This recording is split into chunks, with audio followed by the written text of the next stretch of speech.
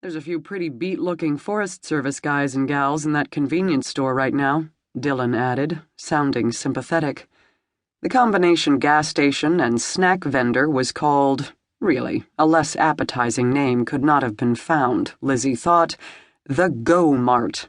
What I heard, they've been out trenching in the fields and forests for nearly 24 hours, he said. By this time in a normal year, the fire danger in the area would be long over, but it had not been a normal year. Dylan shook his head ruefully. Digging fire breaks? That's no kidding hard labor. Remind me of that the next time you hear me bitching about my job, will you? Yeah. On the shelf with the scanner was a framed commendation from the Boston PD, where until 2 months earlier, Lizzie had been a member of the elite homicide violent crimes investigation unit. Beside those items, a lucite stand held a snapshot of a little blonde girl. The little blonde girl was the reason that Lizzie was no longer in Boston, and no longer a homicide cop. They're catching a break now, though, she added, waving out at the sleet. She debated telling Dylan about the other things she'd been working today. If she did, she'd have a much harder time getting rid of him after dinner. On the other hand, a second opinion might not be such a bad idea. Listen, I've got a local teenager gone missing. Just weeks earlier, she'd been hired to be the eyes and ears of the Aroostook County Sheriff's Department here in Bearkill, and why an ex-Boston homicide cop had turned out to be exactly the right person for the job was a whole other story, but it was not the one preoccupying her now. 14-year-old, you know the type, she thinks she's 20. Northern Maine, with thousands of square miles of forests, mountains, and farm fields, sparsely dotted by tiny, struggling towns, much like Bearkill, was so different from Boston that it might as well have been on some other planet. But teenagers were the same just about everywhere, she was coming to realize. I'm hitting a wall on it, she admitted.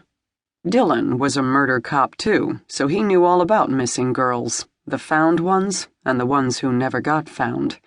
Especially them. Lean and sharp-featured, with pale skin, dark hooded eyes, and dark wavy hair that she happened to know curled into tight Botticelli angel-type ringlets when he was in the shower. Stop that, she told herself firmly. Stop it this minute. He popped the tops off both beer bottles. Yeah, well, why don't you fill me in on the case while you eat? Dig in. She didn't have to be invited twice. One of the first things a cop learned as a rookie was to eat whatever, whenever. Regular meal times were for civilians. Any reason you think she isn't just a runaway? He asked, shoveling shrimp in red curry onto hot noodles. Yeah, there is. Couple of them, actually. She chewed, swallowed, drank beer. A stickler for the rules would have said no drinking, her being on the job and all. But then a stickler probably wouldn't have been stuck in a sleet storm way out here at the ass end of the earth. Hell, if she'd been a 14-year-old girl in this nowhere little burg, she'd have probably done a runner herself. At the same time, another thought niggled persistently at her, something she was forgetting, but it remained elusive. Tara's taken off several times before, and she's always come back, Lizzie said. Everyone goes nuts looking for her for a few days, then she waltzes in like nothing happened. Even though her mother's frantic, she thinks that's probably how it'll all end up this time, too. But... She let her voice trail off, trying to put into words what a bad hit she got off the situation. Some things looked worrisome at first, but ended up fine. Others stank from the get-go. Like this thing now.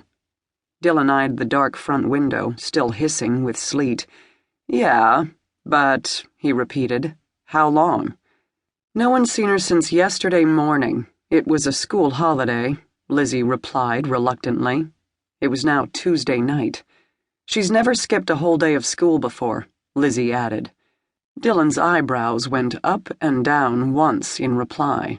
Bad sign, they signaled, but she knew that too. I mean, I guess she could be just a runaway, which is what most everyone around here is assuming.